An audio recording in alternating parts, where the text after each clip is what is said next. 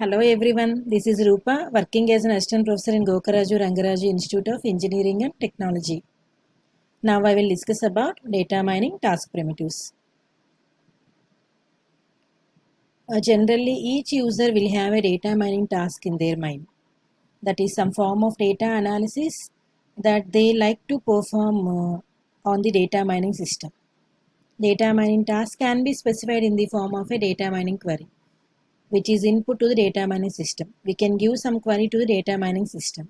This data mining query can be defined in the terms of a data mining task primitives. That's why we need to know about the what is meant by task primitives. Before knowing about task primitives, we can know about what is a query. Generally, you know that what is a query.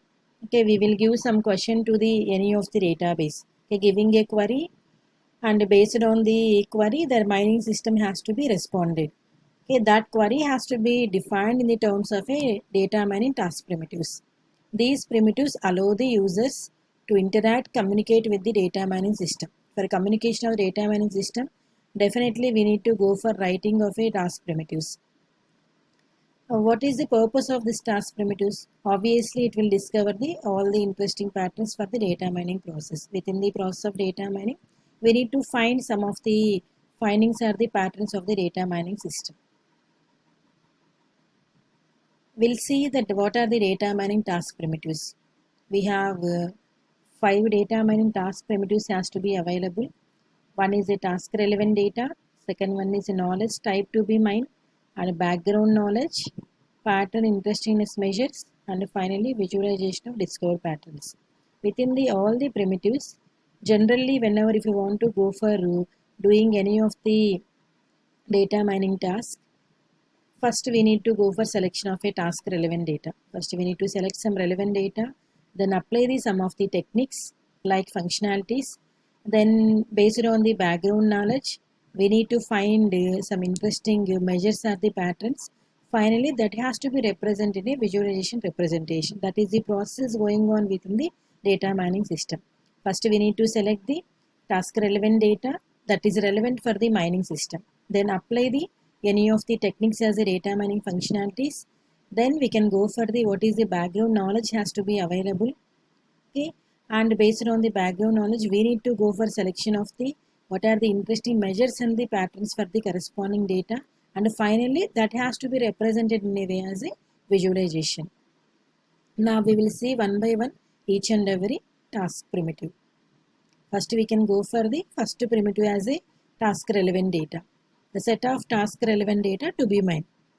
This specifies the portions of the database. I said that task relevant means some part of data, some portion of data has to be getting from any of the database or from any of the data warehouses. That's why a set of data in which the user has to be interested.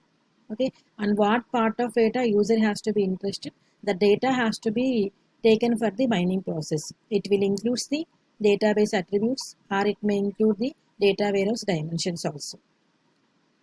And the second task relevant is a type of knowledge to be mined.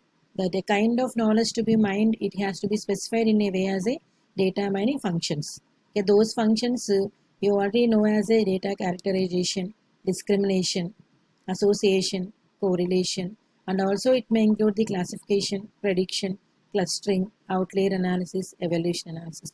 Based on the data and what type of mining techniques you have to be applied on the corresponding. You need to choose from these functionalities. Either you can apply the classification techniques or you can apply the clustering techniques, or you may go for only the general characteristics. You can go for using as a characterization.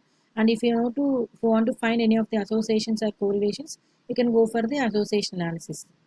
Like that, you need to find the what type of functionality, what type of technique has to be relevant for the corresponding your data.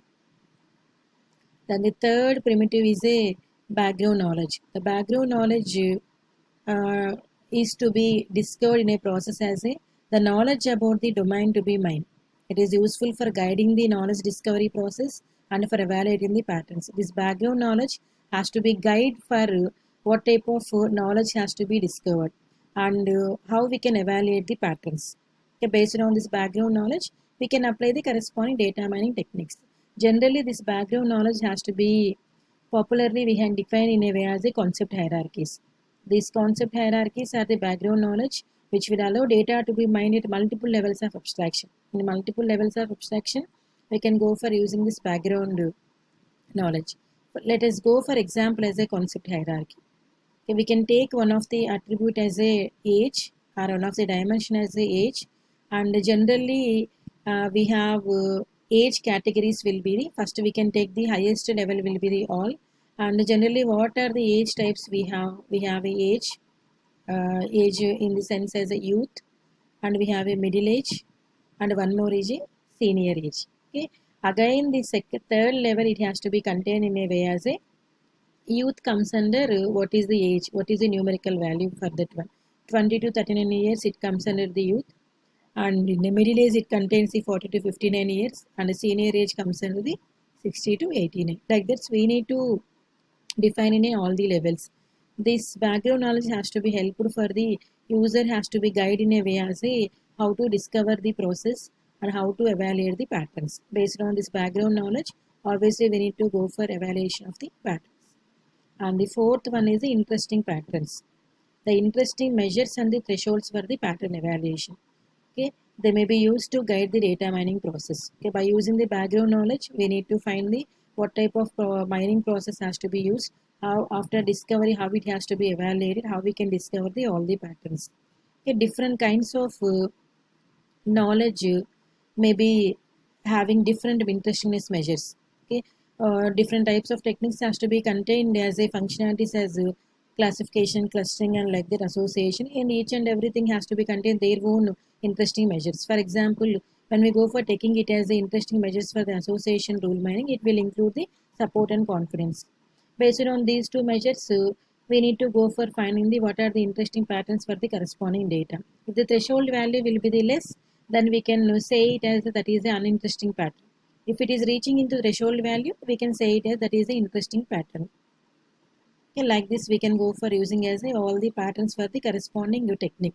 For each and every technique we have different interesting measures has to be available. Based on the techniques we can apply the all the measures.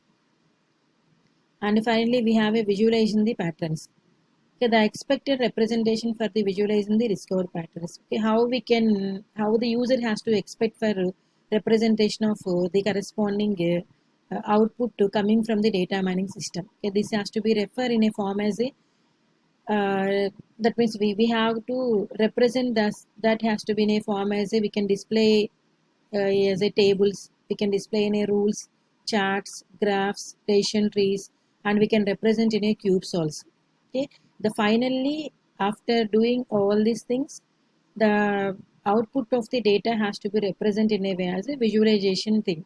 Okay, the visualization has to be represented in a way as a either in a tables, charts, graphs, addition trees, or any of the thing based on the output generated by the any of the data mining technique.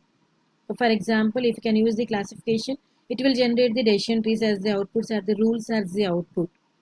And like that, we can go for use based on the technique, it will generate the corresponding visualization as the output. Thank you.